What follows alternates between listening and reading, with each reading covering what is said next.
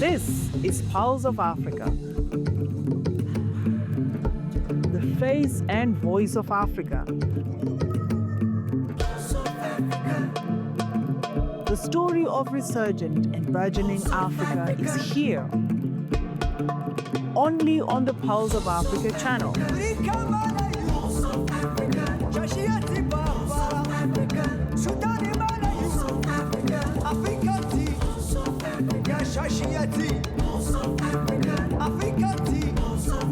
Pulse of Africa, the face and voice of Africa.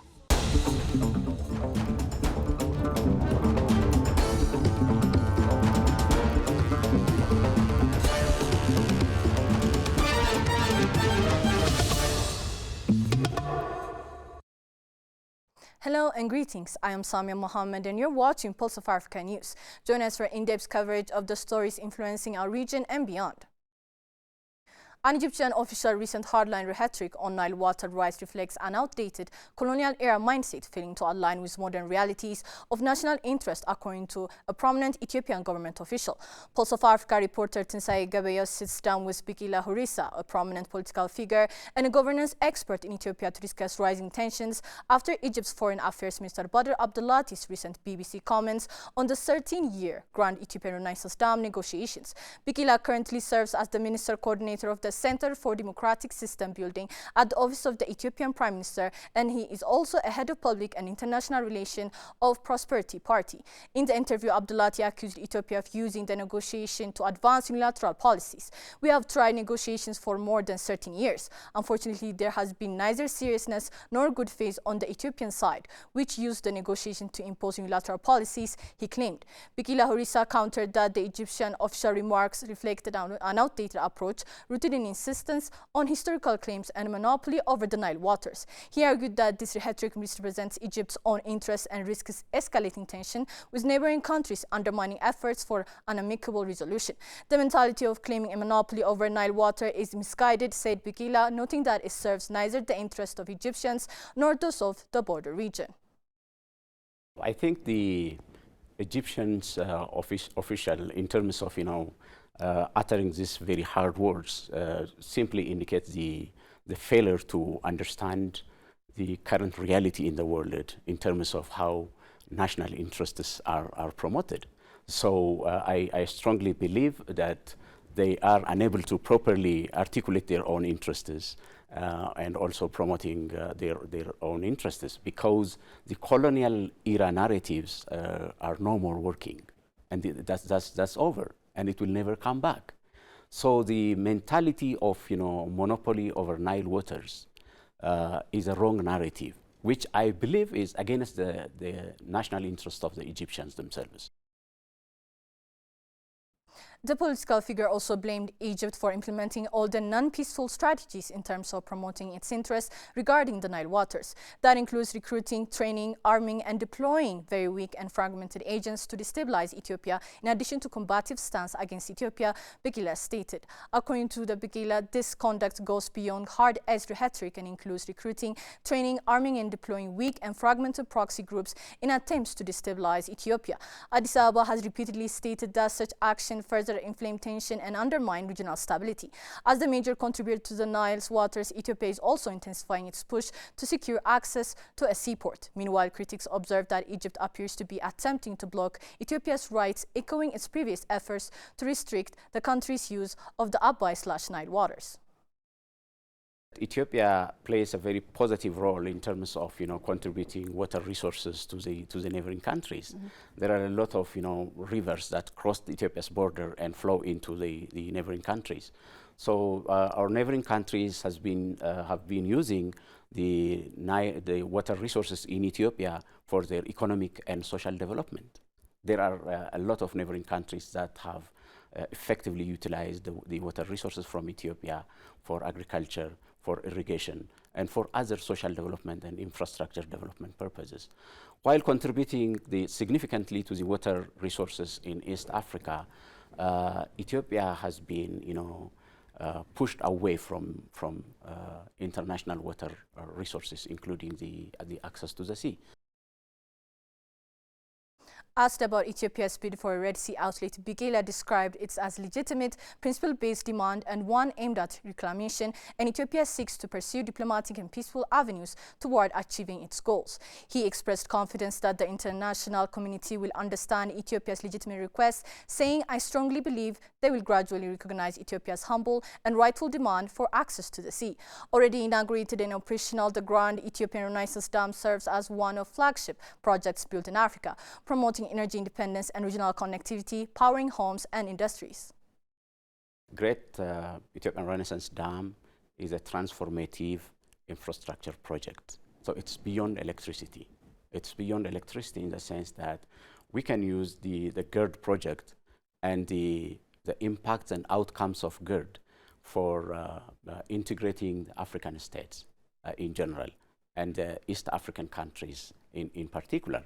I strongly believe that the GERD can be used as an instrument for economic interdependence among African countries because GERD is beyond electricity. It is about infrastructure. It is about trade relationships, business integration. It's about infrastructure interconnectivity. That's why we can use the GERD and the benefits of the GERD for strengthening political and diplomatic cooperation among African states. Bigela highlighted the dam's potential to unify East Africa and the broader continent. Prime Minister Abiy Ahmed has consistently emphasized Ethiopia's stance that the issue should be resolved through negotiation and dialogue.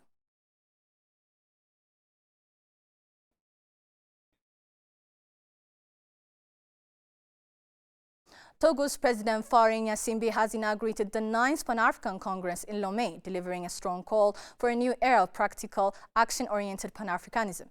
In his address, President Gnassingbe said Africa must firmly take charge of its future, declaring that the continent is no longer a spectator of history, but the actor of its own destiny. He outlined 5 strategic pillars guiding the renewed Pan-African project. The first is the strengthened Pan-Africa renewal to collectively address modern challenges such as security threats, technological shifts, climate impact and economic vulnerabilities. The second is the urgent need to reform global multilateral institutions, ensuring Africa has a meaningful seat where decisions on international governance are made. He also highlighted the importance of mobilizing Africa's own wealth, its natural resources, human capital, economic potential, cultural assets and diaspora contributions as the foundation for true sovereignty and sustainable development.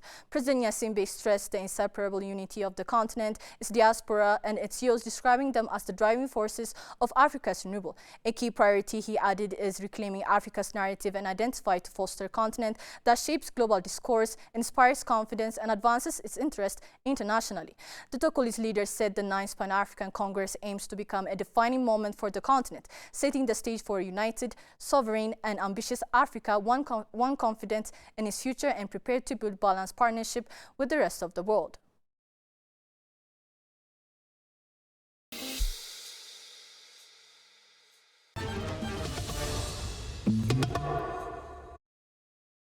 Algeria has strengthened its space and satellite ambitions after Algeria Telecom Satellite and the Algerian Space Agency signed 2 cooperation agreements with China GSpace during African Telecommunications Day in Algiers. The ceremony was attended by Minister of Post and Telecommunications Sid Ali Zerouki and China's Ambassador Dong Guangli. The first deal signed between ATA's Director General Taufik Hentabli and GSpace CEO Wang Yang focuses on developing a satellite IoT project that will enhance nationwide connectivity and support sectors such as industry, agriculture, and logistics. The initiative may later expand to other African countries. The second memorandum signed by ASAL Director General Azzeddine Ossedik aims to advance cooperation in low Earth orbit satellite manufacturing. The partnership is expected to build local expertise, strengthen Algeria's technological capabilities, and position the country as a growing player in Africa's space sector. GSpace, part of China's Geely Holding Group, is known for its LEO satellite constellation and advanced manufacturing solutions. The new agreements mark a significant step forward in Algeria-China space collaboration and support Algeria's long-term goal of achieving greater technological self-reliance.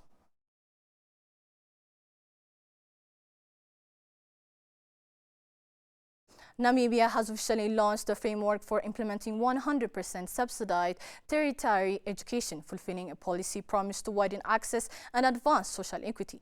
The cabinet-approved subsidized tertiary education funding model is now ready for implementation, according to a statement by the Ministry of Education, Innovation, Youth, Sports, Arts and Culture Minister Sanet Steenkamp said. Steenkamp explained that while the core academic costs are fully subsidized, students remain responsible for non-tuition fees, which cover living expenses such as accommodation, meals, transport, and learning materials. According to the minister, the Namibia Student Financial Assistance Fund offers needy students a non-tuition loan of 17,000 Namibian dollars annually to lessen the financial burden on low-income families.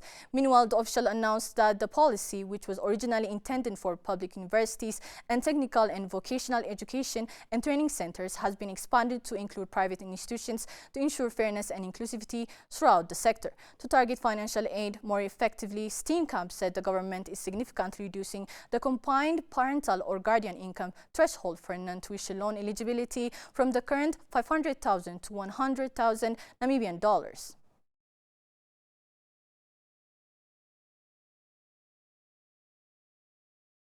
Ethiopia has unveiled its national digital payment strategy alongside a new instant payment system during the second Ethiopian Digital Payment Conference in Addis Ababa. The initiative sets a 5-year roadmap to boost interoperability, trust, and innovation across the country's financial landscape. Deputy Prime Minister Temesgen Durune said Ethiopia's reforms have laid the foundation for a modern digital economy, noting that digital financial services are expanding rapidly. He highlighted that over 18.5 trillion birr in transactions are now processed annually, and that services such as utility payments have moved online due to improved connectivity and new market players like Safaricom Ethiopia. Our digital finance ecosystem processes more than 18.5 trillion birr in transactions each year. Fuel payments, utility services, and many essential services now move entirely on digital rails. Sector liberalization brought Safaricom Ethiopia into the market and strengthened Ethio Telecom, expanding access to faster and more reliable internet. This growth in connectivity has reinforced the digital backbone of our economy. Ethiopia has already built the foundation for a digital future. Now we must move from access to action, from action to impact, and from impact to shared prosperity. Let us work together to build a future where every Ethiopian can participate fully in the digital economy, a future where innovation thrives, where businesses grow, where public services become more efficient, and where technology becomes a bridge to opportunity for all. Temesgen also underscores the growing role of the National Digital ID, FIDA, and government platforms like eGov and MESOP, which now provide hundreds of online services. National Bank of Ethiopia Governor Eyob Tekkal emphasized the country's rapid shift toward digital payments, calling Ethiopia a rising market with strong digital potential. He said the new strategy will enhance security, expand financial inclusion, strengthen cross-border payment systems, and support the creation of national data exchange. Ethiopia, like many emerging economies, is embracing its digital transformation with great potential. The rapid evolution of technology, increasing demand for financial services, and ongoing investments in digital infrastructure are fueling innovation across our payment ecosystem. These dynamics empower us to quickly scale new solutions and inspire consumers and businesses to confidently embrace digital services. Ethiopia is laying the foundation for a modern digital public infrastructure, integrating payments, national ID platforms. This strategy will serve as a roadmap for further innovation and inclusivity in our financial systems. AFCFTA Secretary General Wamkeli Mini also addressed the conference, praising Ethiopia's progress toward an inclusive and interoperable digital payments ecosystem. He said Ethiopia's efforts are boosting national competitiveness and contributing to Africa's border economic integration under the African Continental Free Trade Area. Today, the launch of the National Digital Payments Strategy, as well as EthioPay, in my view, will accelerate the ability of Ethiopia to take advantage of this market of 1.4 billion people with a combined GDP of 3.4 trillion US dollars. Governor, I was very inspired by your vision because it aligns with the AFCFTA and what the heads of states of the African Union, the Assembly of Heads of States and Government of the African Union directed us to do. Many added that the newly launched National Digital Payment Strategy and Instant Payment System are vital tools for seamless cross-border trade, expanding opportunities for MSMEs and advancing Africa's digital future.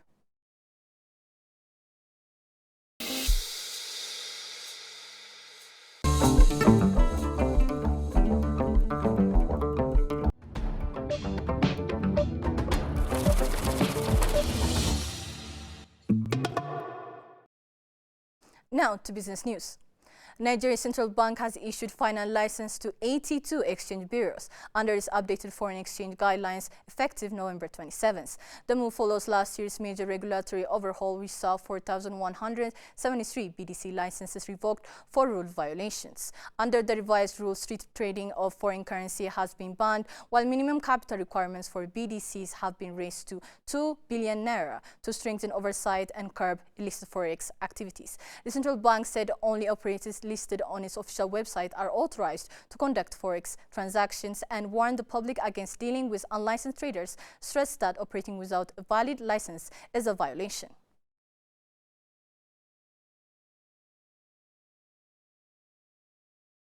Cameroon has set a goal to increase crude palm oil output by 20,500 tons in 2026, seeking to ease its long-standing dependence on imported supplies and strengthen national food security.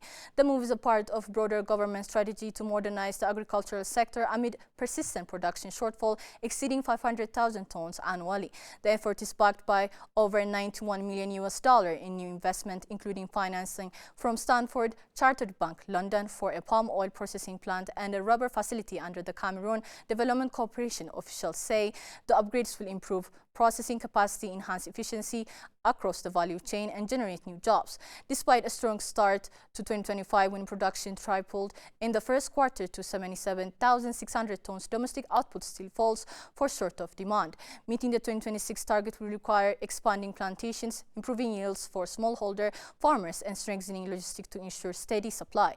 If successful, Cameroon could significantly reduce its import dependency, stimulate agro-processing, and improve its competitive standing against major producers such as Indonesia and Malaysia.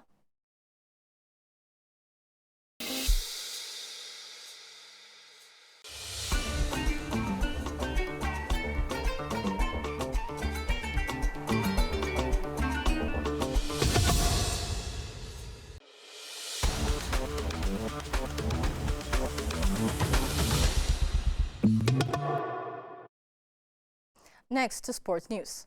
Bafana will face Ghana next week in their final match in South Africa ahead of their departure to this month's Africa Cup Nations in Morocco. Coach Hugo Broos Chargers will host the West Africans in Gauteng on Tuesday, 16th December 2025, at a venue that will be announced in the coming days.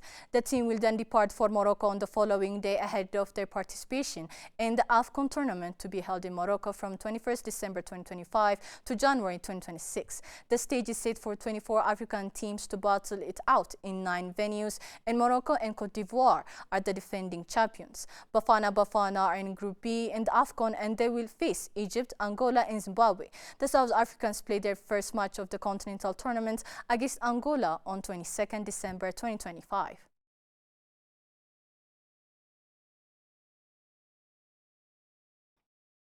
Let's review the latest forecast and see what weather conditions are anticipated throughout the region.